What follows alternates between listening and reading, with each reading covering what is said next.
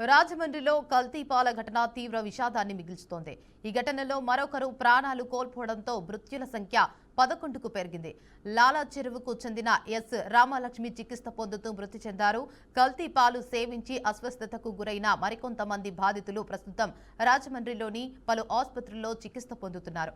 మొత్తం 9 మంది వైద్యుల పర్యవేక్షణలో ఉన్నట్లు సమాచారం. ఇక ఈ ఘటనపై అధికారులు దర్యాప్తు కొనసాగిస్తున్నారు. కల్తీ పాలు ఎలా మార్కెట్లోకి వచ్చాయి, దీనికి బాధ్యులు ఎవరు అనే దానిపై విచారణ జరుగుతోంది. రాజమండ్రిలో కల్తీ పాల ఘటన తీవ్ర విషాదాన్ని మిగిల్చుతోంది. ఈ ఘటనలో మరొకరు ప్రాణాలు కోల్పోవడంతో మృతుల సంఖ్య 11కు పెరిగింది. లాలా చెరువుకు చెందిన ఎస్ రామలక్ష్మి చికిత్స పొందుతూ మృతి చెందారు. కల్తీ పాలు సేవించి అస్వస్థతకు గురైన మరికొంతమంది బాధితులు ప్రస్తుతం రాజమండ్రిలోని పలు ఆసుపత్రుల్లో చికిత్స పొందుతున్నారు. మొత్తం 9 మంది వైద్యుల పర్యవేక్షణలో ఉన్నట్లు సమాచారం. ఇక ఈ ఘటనపై అధికారులు దర్యాప్తు కొనసాగిస్తున్నారు. కల్తీ పాలు ఎలా మార్కెట్లోకి వచ్చాయి, దీనికి బాధ్యులు ఎవరు అనే దానిపై విచారణ జరుగుతోంది. ఇక ఇదే అంశంపై మరింత సమాచారాన్ని మా ప్రతినిధి అశోక్ అందిస్తారు. అశోక్, చెప్పండి, కల్తీ పాల ఘటనలో మరొకరు మృతి చెందారు. మొత్తం ఇప్పటి వరకైతే 11 మంది మృతి చెందారు. అసలు ఇంకా మిగిలిన వారిది పరిస్థితి ఎలా ఉంది? ప్రస్తుతం రాజమహేంద్రవరం నగరాన్ని కుదిపేసిన కల్తీ పాల ఘటనలో మరొక విషాదం చోటు చేసుకుని చెప్పవచ్చు. ఎస్ రామలక్ష్మి లాలా చెరువు సంబంధించిన 70 సంవత్సరాల మహిళ అయితే మాత్రం ఈ రోజు ఉదయం 10:40 మొత్తం మృతి చెందడం జరిగింది. దీంతో పూర్తిగా ఇప్పటికైతే 11 మంది అయితే మాత్రం ఇలా కల్తీ పాల ఘటనలో మృతి చెందినట్టుగా సమాచారం అయితే ఉంది. మరొక 9 మంది ఇక్కడ రాజమండ్రి ప్రైవేట్ హాస్పిటల్ అయితే మాత్రం చికిత్స పొందిన పరిస్థితి ఉంది. అయితే ఈ ఘటనలో తాజాగా అయితే పూర్తి స్థాయిలో రాజమహేంద్రవరం పట్టణంలో కల్తీ పాలు తాగని కారణంగా పూర్తి స్థాయిలో అయితే మాత్రం అనారోగ్యానికి గురైన వారు అయితే మాత్రం వెంటిలేటర్ పైన ఇంకా కూడా చికిత్స పొందుతున్నారు. అయితే ఇప్పటికే ఏదైతే రెయిన్బో చిల్డ్రన్ హాస్పిటల్లో ఎవరైతే 3 చిన్నారులు ఉన్నారు, అదేవిధంగా డెల్టా హాస్పిటల్లోనే ఉన్నారు, అదేవిధంగా కిమ్స్ హాస్పిటల్ కూడా ఉన్నారు. అయితే పూర్తిగా కూడా ఈ యొక్క సమస్యలో చూసుకుంటే రాజమహేంద్రవరంలో డెల్టా ఆసుపత్రులు చికిత్స పొందుతున్న వారు ఉన్నారు. అయితే ఆమె ఎవరైతే ఆరోగ్య పరిస్థితి క్రమంగా విషమించడంతో పూర్తిగా అయితే మాత్రం ఈ రోజు ఉదయం మరణించినట్టుగా అయితే మాత్రం ఆరోగ్య శాఖ అధికారి వెంకటేశ్వరరావు అయితే మాత్రం తెలియజేయడం జరిగింది. అయితే ఇప్పటికీ ఘటనకు సంబంధించి అనేక మంది రోగులు వివిధ ఆసుపత్రుల్లో చికిత్స పొందినప్పటికీ కూడా ప్రస్తుతం అయితే మాత్రం మొత్తం ఇంకా 9 మంది అయితే రోగులు ఇంకా చికిత్స పొందినట్లయితే మాత్రం ఆరోగ్య శాఖ వెల్లడించింది.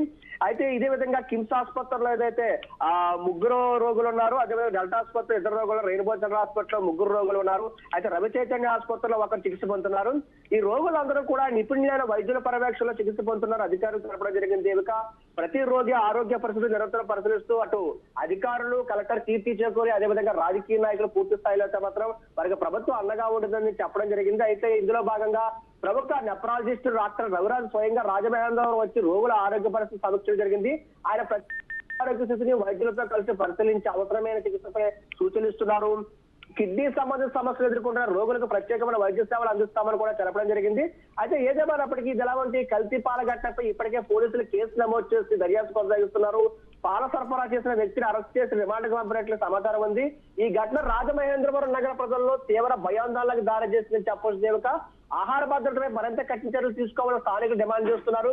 ఇప్పటికే రోజుకు మరణం, పూటకు మరణం అంటూ కూడా ఎవరైతే ఈ యొక్క వెంటిలేటర్ పై ఉన్న పూర్తిగా 11 మంది చనిపోవడంతో ప్రజల్లో అయితే మాత్రం భయాందోళన గురింది. ఎక్కడెక్కడి నుంచి ఏదో మూల నుంచి ఏదో ఒక కేసు రావడంతో ప్రజల్లో అయితే మాత్రం భయాందోళన అయింది. అయితే కల్తీగా పాలు తినడంతో పూర్తి స్థాయిలో పాలు తాగాలంటేనే భయపడుతున్నారు. రాజమహేంద్రవరంలో పాలు చూడగానే ప్రజలందరూ కూడా ఒక్కసారిగా ఉలిక్కిపడ్డ పరిస్థితి ఉంది. అయితే అమాయక ప్రజల ప్రాణాలు బలికొన్న ఈ ఘటన భవిష్యత్తులో ఇలాంటి ప్రమాదాలు జరగకుండా ఉండేందుకు ప్రభుత్వ యంత్రాంగం మరింత అప్రమత్తంగా ఉండాల్సిన అవసరం ఉందని ప్రజలు అభిప్రాయపడుతున్నారు.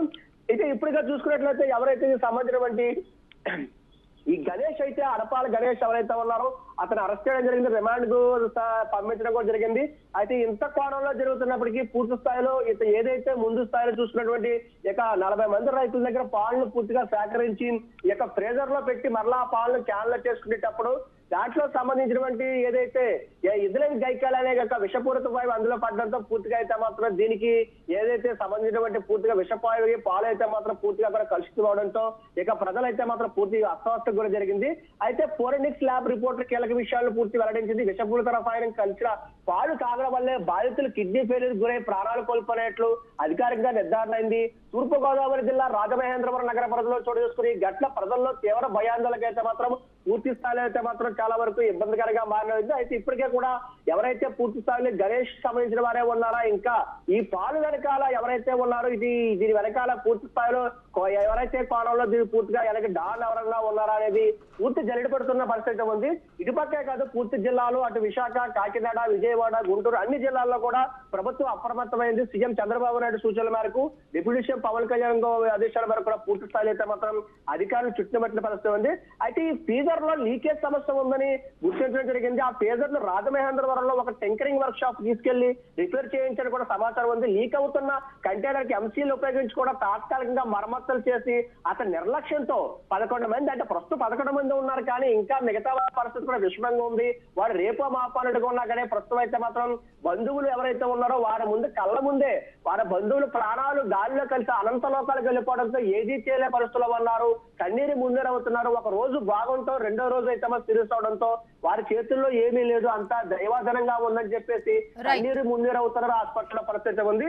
ఏదేమన్నప్పటికీ ఈ సమయంలో పూర్తి స్థాయిలో మాత్రం అధికారులు అయితే మాత్రం వైద్య పరీక్షలు చూస్తున్నారు. అదేవిధంగా అధికారులు, నాయకులు కూడా పూర్తిగా అయితే మాత్రం వారికి చేస్తారు. ఈ 11 మంది కాకుండా ఇంకా మిగిలిన 9 మంది పరిస్థితులు విషమంగా ఉండడంతో ఒక్కసారిగా అయితే రాజమహేంద్రవరంలో వైపు మాత్రం కలకలం రేగుతుందని చెప్పవచ్చు దేవిక.